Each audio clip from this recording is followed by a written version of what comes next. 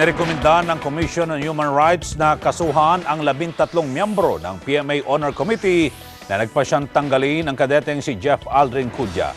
Pinasasampa ng kasong administratibo, kriminal at sibil, kabilang na ang perjury ang naturang 13 kadete na nagsabing nagsisinungaling si Cudya kaya dapat itong madismiss sa Philippine Military Academy.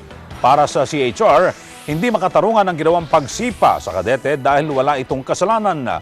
Kompleto rin anila ng academic requirements sa PMA si Cudya na dapat sana ay top 2 sa graduating class pero malinaw anilang napagkaisahan ng mga miyembro ng PMA Honor Committee.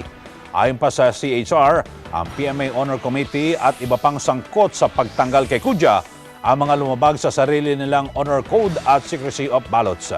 Kinatigan ng CHR ang pahayag ni Cudya na unang may bumoto ng not guilty sa kaso niya pero nagsinungaling raw ang komite ng pilitin nitong magbago ang botohan.